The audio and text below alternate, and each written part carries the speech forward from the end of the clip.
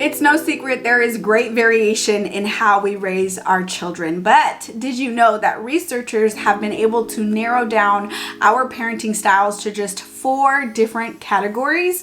And in this video, I am going to break down the 4 different categories as well as what the research has to say about which style is best based on child outcomes. So let's dive in.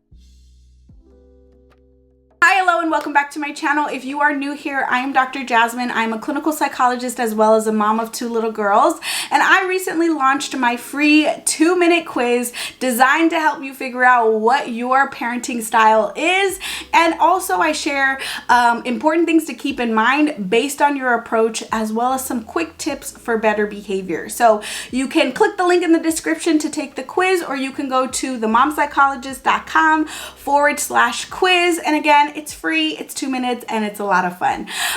So let me back up a little bit. What is a parenting style? Quite simply, what a parenting style means, it is your pattern of approaching your child and raising your child. And this concept was initially developed by or researched by a developmental psychologist named Diane Bodman, and she initially came out with 3 different parenting styles, and then later on a 4th parenting style was uncovered based on the research. But the parenting styles are determined based on your level of warmth or affection with your child, as well as your level of control and structure.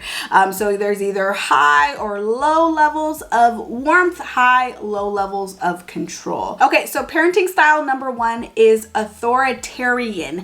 That is really, it's my way or the highway. And so these parents are high on control and structure, but low on warmth and affection. And so these parents have no problem figuring out the rules, enforcing the rules, but they struggle with being affectionate towards their child, being flexible about, the rules and the structure, and kind of hearing their child out, listening to their child's perspective. So research has demonstrated that in terms of child outcomes, this parenting style tends to lead to more anxiety for the children, more depression or just, unhappiness, and more child withdrawal. Now, I want to preface this information by saying that research has shown there are cultural differences. So I'm kind of more speaking to the cultural experience in the United States, but for other cultures, research has shown that this parenting style there hasn't been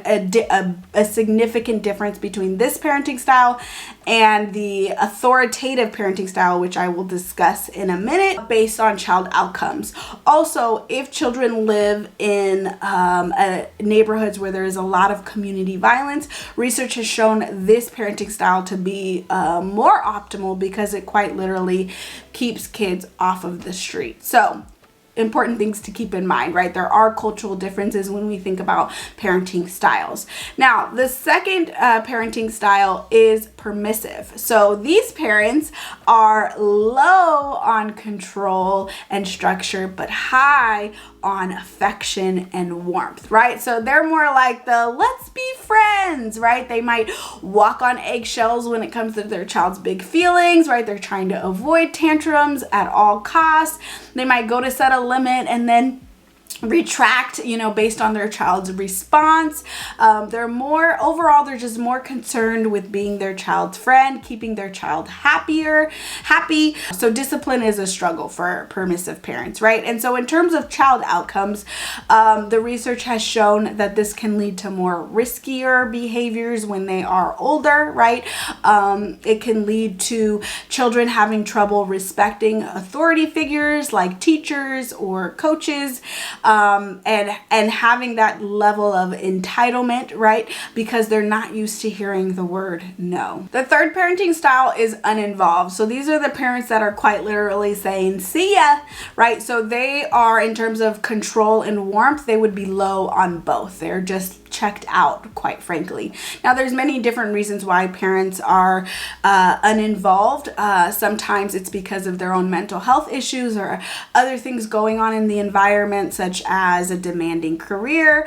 But in terms of child outcomes, this parenting style has been shown to lead to more anxiety for children, fearfulness, sadness, low academic functioning, right? They struggle in school. They're also more likely to engage in risky behavior like substance abuse.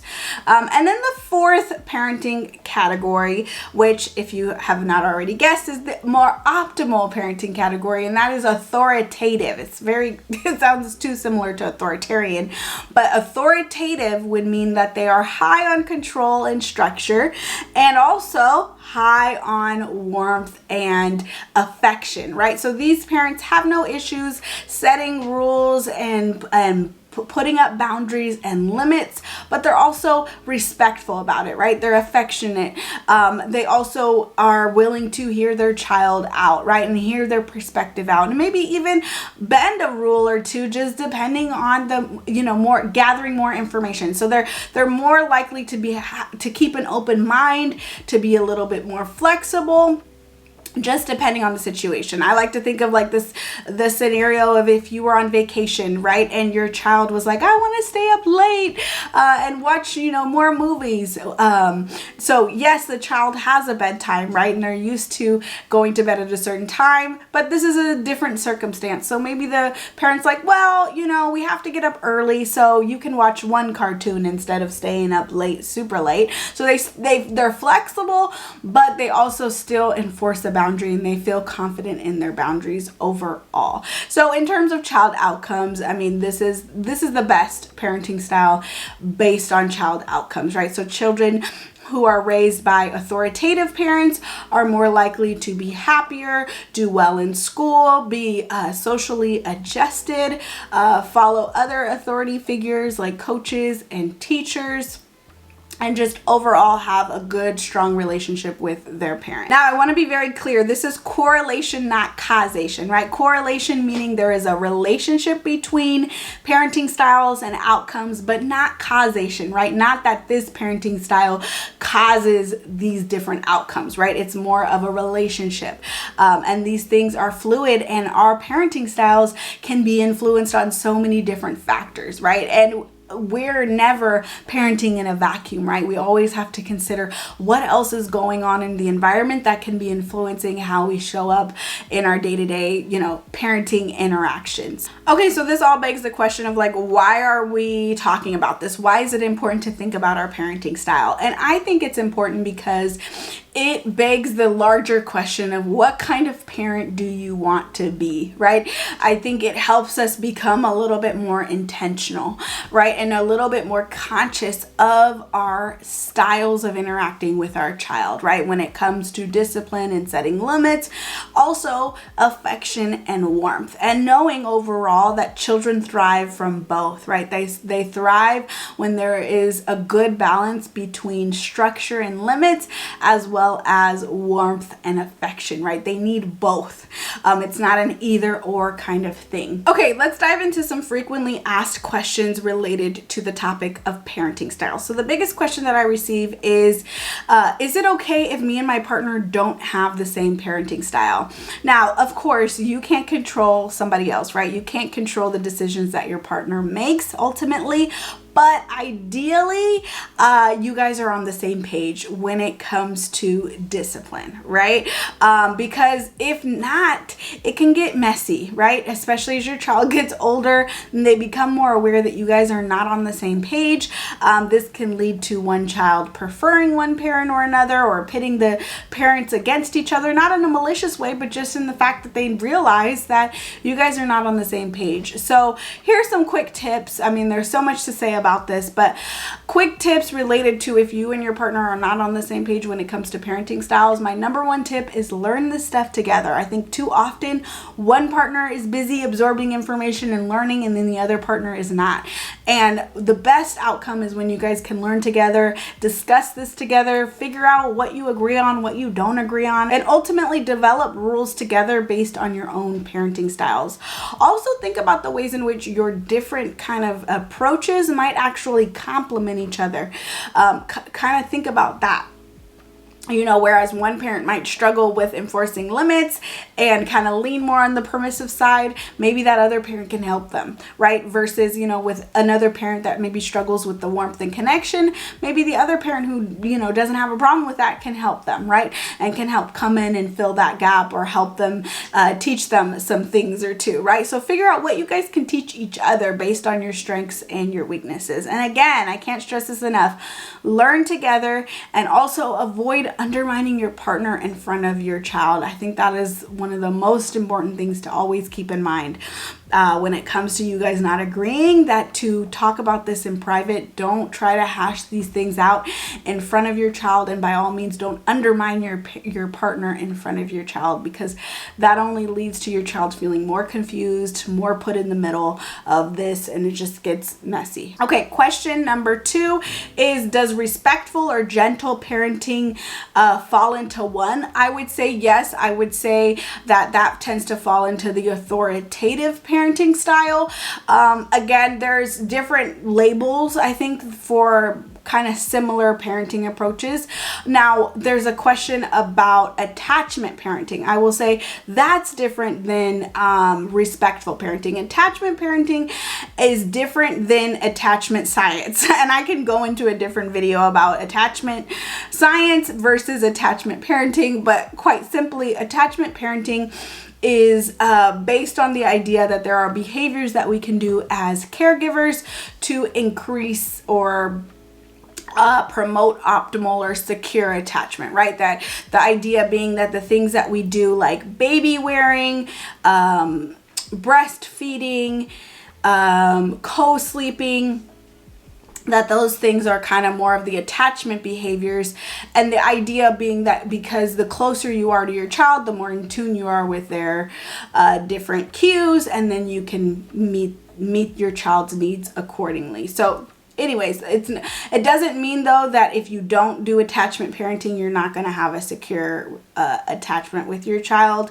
Again, I'm happy to go into more of that in depth and share some more research on attachment if you are interested. So if you are, give this video a thumbs up. Let me know down in the comments if that is something that you're interested in learning more about. Another question you might have is, you know, after listening to the different parenting styles, after taking my quiz, you might be like, okay, I know that my parenting style is not the best. Maybe you're more on the uninvolved side or the permissive side or the authoritarian side, and you're like, I know this is not the best for my child, but how do I make a shift? And I think that is such a wonderful and beautiful question, right?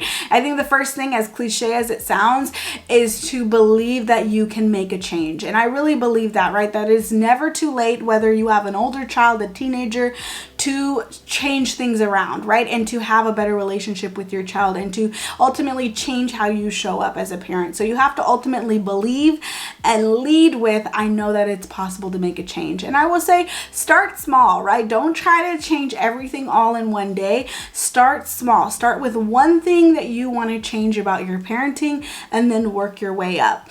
And the other thing that I will say is that redos are your friends, right? We're gonna make mistakes as we go along our parenting journey. Remember that this is all fluid, right? And depending on what is going on in our life, our parenting styles can change.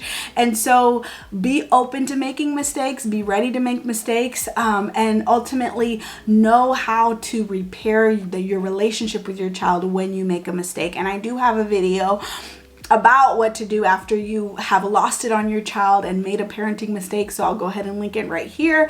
But also just know redos are your friend, right? Don't be afraid to tell your child, oh my goodness, I got so upset right there. Can we have a redo, right? It is never too late to have a redo. And I think that is a wonderful thing to teach your child on how they can repair their mistakes, right? And that it's not too late for them to apologize and change things up. I think it's a powerful lesson for your child, and what we can teach them is that it's okay to make mistakes. We're all human, and I'm invested in this relationship, right? I'm invested in getting this right, and I want to have a redo. The other thing that goes along with that is know that this is a process, right? That change is not linear. We're not going to go right up the ladder. That change involves setbacks and mistakes, and that's okay, right? That this is a process. There's no magical band-aid when it comes to our parenting, and that we just are ultimately figuring out at the end of the day what works for us and our children. And also, don't do this alone, right? Try to find a community of like-minded parents who have similar values where you can turn to for support. And by the way, if you're looking for a mom community, I have the Mom Sisterhood, which is my private community for moms who are interested in learning more about positive parenting and just want a community of like-minded parents, but also to receive some of my professional guidance. So you can check the link in the description to find out more. But ultimately, wherever you go, just don't do it alone, right? Don't do this alone. Find people that are invested in this and have similar values, and same for your partner, right? That we do best when we are in community with each other. All right, that is it for this video. Don't forget to take my free 2-minute parenting quiz so you can figure out what style you are, and most importantly, based on your approach, what are some important things to keep in mind, because all of the different parenting styles come with some hiccups every now and then. I also share some quick parenting tips that you can start implementing today to see better behavior. So be sure to check out the quiz, and that is it for this video. I will see you in the next one. Bye.